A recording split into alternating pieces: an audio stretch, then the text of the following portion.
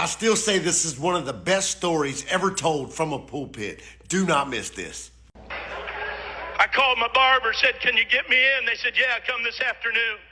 I went to the barber shop, so happy and pleased I was going to get a good haircut from a barber I trust. And when it came time for my appointment, the receptionist come out and said, Mr. Cunningham, I'm sorry, but your barber had to leave on an emergency. He's not here today, but Julie can cut your hair if you want her to. And I thought, well, I'm here.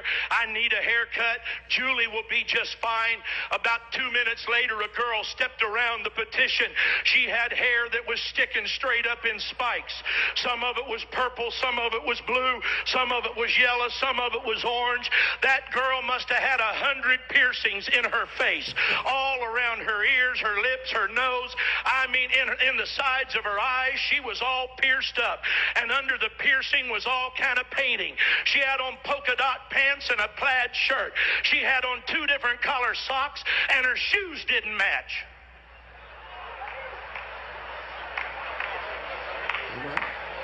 She said, I'm Julie.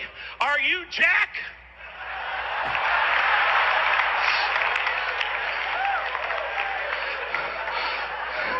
If it wasn't for wanting to please God, I'd have said, no, ma'am. Jack said, tell you he had to leave.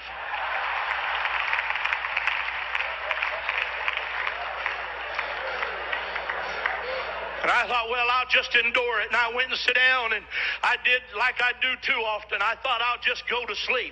I'll just sit down here and close my eyes and rest while this girl cuts my hair, and I hope she hurries up. There couldn't be anything in the world her and I would have in common. There couldn't be anything on earth she and I'd want to talk about. She wouldn't want to hear anything I got to say. I certainly don't want to hear anything she's got to say. I apologize, but that's what was going through my mind. Come on. While she's cutting my hair, she said, where do you work?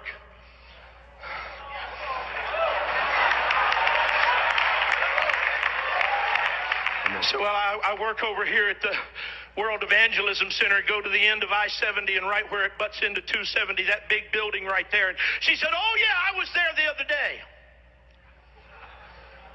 I said, you were at World Evangelism Center the other day? She said, yeah, you have a bookstore in there, don't you? I said, yes, ma'am.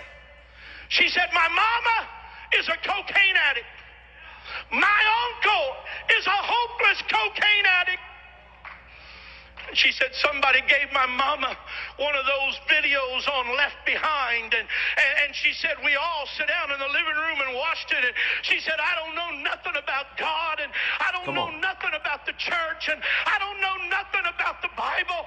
But she said, when I was finished watching it, I knew I didn't want to go to hell.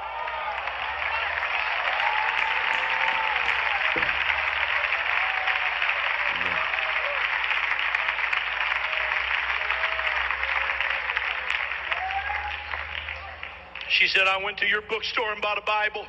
She said, I don't know how else to find out anything about God. She said, I just bought a Bible and I'm going to start reading it through. She said, I've had it 2 days now. I've already read. And she named some books that she had been reading from. But she said, I really don't understand anything about it. And when I looked in the mirror, tears are streaming down her face. The other people that are cutting hair have quit cutting hair. And now they're listening to her talk. And some of them got tears in their eyes. And when I got up out of that chair, I said, Julie, I want to apologize to you for not telling you about Jesus. I said, but if you'll stay here, I'm going to go to my office and get a Bible study. And me and you's going to sit out there